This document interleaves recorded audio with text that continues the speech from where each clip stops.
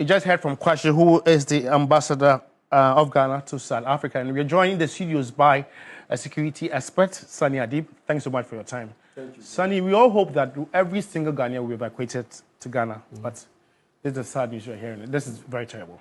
Absolutely. But I'm not surprised. It's almost impossible to repatriate every Ghanaian living there.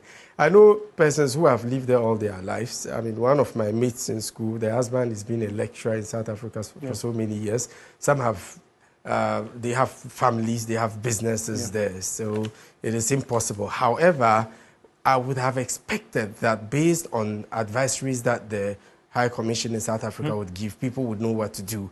Seek shelter, avoid certain places and all that. So I'm surprised that this Ghanaian, unfortunately, has gotten himself caught up in the situation.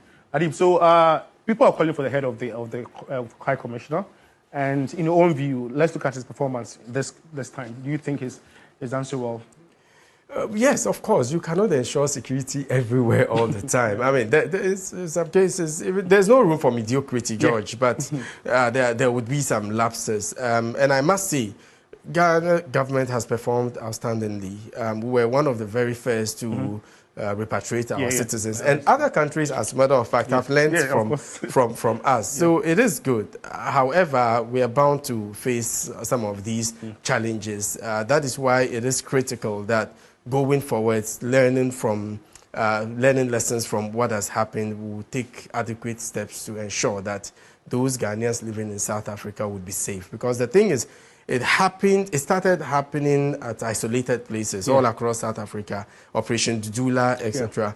However, with the advent of social media, it has since gained notoriety and it's spread all over South Africa, even though the organizers have indicated over and over again that they are law-abiding. There are some elements amongst them who are pure criminals. I mean, they take advantage of the situation to loot and even engage in robberies and all that. So we are not out of that quagmire yet. That is why it is critical that government works very closely with our High Commission in South Africa to put in place adequate steps to ensure the safety of Ghanaians. Left for Kofi Bentil, Ghana should actually suspend diplomatic engagement with South Africa.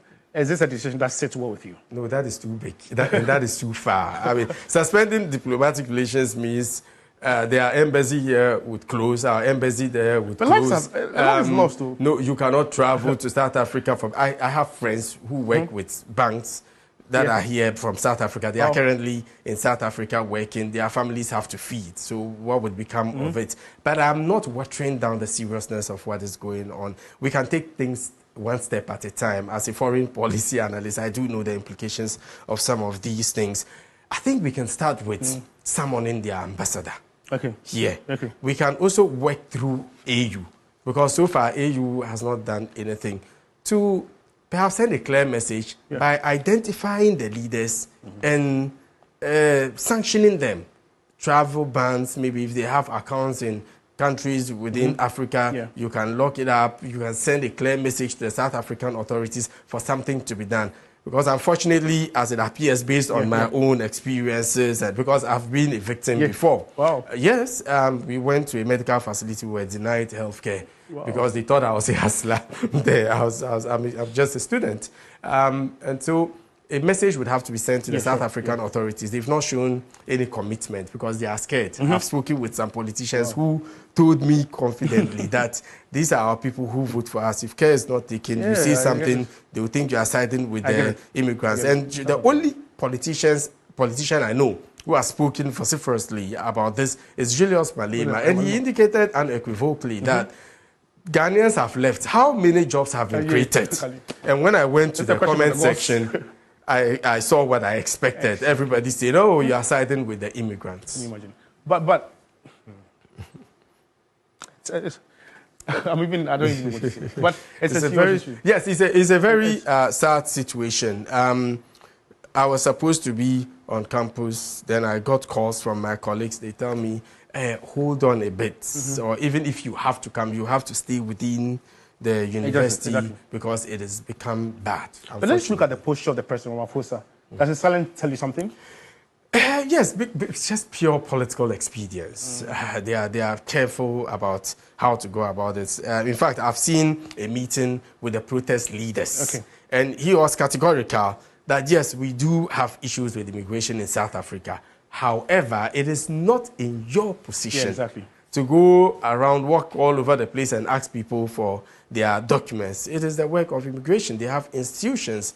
Beyond that rhetoric, I haven't seen the authorities do anything. Because right before the police, you see them assaulting individuals and looting shops. So lastly, look into the camera. So I know we couldn't evacuate all Ghanaians, but what is that one thing you want to tell a Ghanaian who's still there? Well, they have to exercise a great deal of discretion so far as their personal security is concerned. I do know it is the responsibility of the state to ensure your safety. However, you also have a very critical role to play so far as your personal security is concerned. You have to avoid places where these individuals gather. You don't have to roam unnecessarily because you never know when you would caught up in all of a sudden people coming together and start chanting. If you can, please come back home. Otherwise, be safe as much as you can until help comes. Senator, thank you so much. It's always a pleasure tapping into your expertise. And we'll surely come back to you on this very development. Thank you. Sonia Deep is a security analyst. We were talking about the fact that a Ghanaian has been killed in South Africa. That takes us to our second break. You're still watching Weekend Central. We'll be back shortly.